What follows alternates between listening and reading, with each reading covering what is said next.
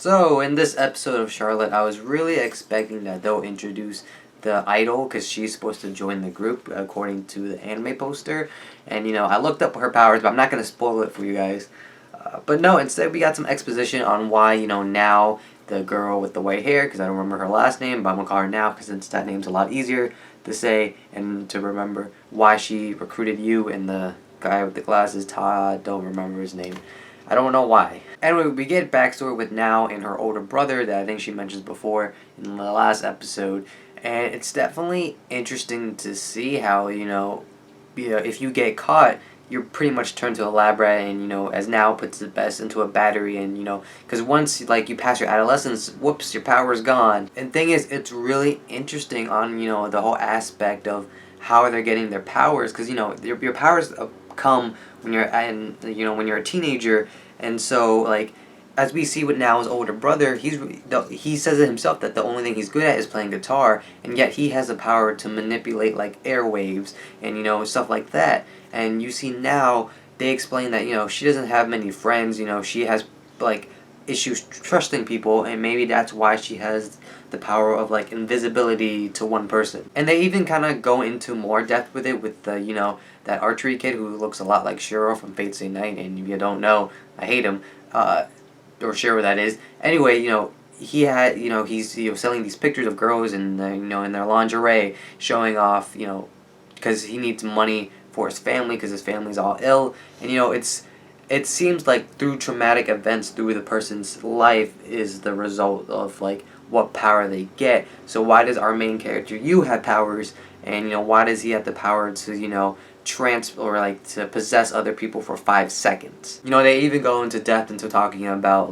how the the younger sibling can also get powers if the older sibling does. And so you thinks about his younger sister, thinking there's a good chance she's gonna get her powers, but she's still young. I think she's in middle school, or it seems like that.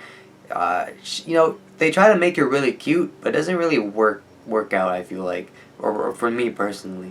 Anyway, this episode itself, it was really good. I liked it. I think they were trying to definitely, get you to feel for, Now's older brother and, just the things that he went through. You saw him, you just saw him screaming and all of this, tied up, his eyes were covered, buckled down. And essentially he was in an electric chair, but, he couldn't die, right? And it's just this traumatic event. And I think they were trying to go for the feels at this moment, because, it's PA Works, the guys who made Angel Beats and all that. But for me personally, it didn't work. I think mostly because due to the fact Now's older brother was, her brother. But we see now that after all those events that, he's basically not there anymore, right? He's, essentially emptying the head. If he's not taking painkillers, he's shouting, ripping up futons, and apparently composing music, which it's horrible. And the thing is, we kind of do this too in real life, not to humans, because that's wrong, and I'm pretty sure they banned that, but I feel like some people still do it. But we do it to animals, which it sucks. I think I was on a tangent on something, but I literally just forgot. Brain fart right now. Anyway, they also Now also mentions a benefactor who has helped put her brother in that facility, and there's also the person who created the student council and all of that.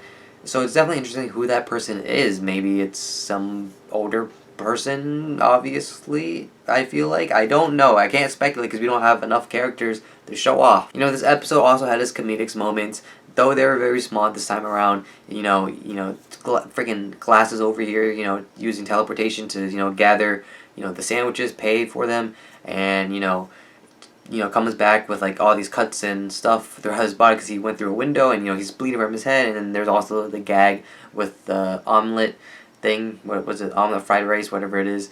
There's a gag with that, which it's alright. Anyway, last thing before I go is, why is it still called Charlotte? I really want to know, because Charlotte, it's an English name. It's not a common name you would hear in Japan.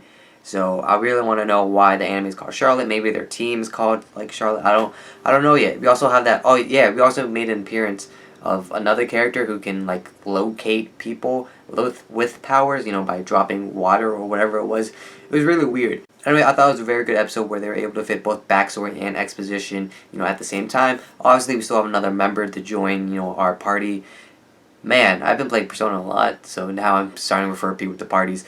Anyway, thought it was a good episode. Let me know your thoughts on the episode down in the comments below. I apologize. This is late. San Diego Comic Con was yesterday. Big events happened, and I'm still doing videos on that. And other than that, I hope you guys enjoyed this review. Thanks for watching. Leave a like if you think the video. Just subscribe to my channel if you haven't already, and I'll see you guys all next time. So until then, bye bye.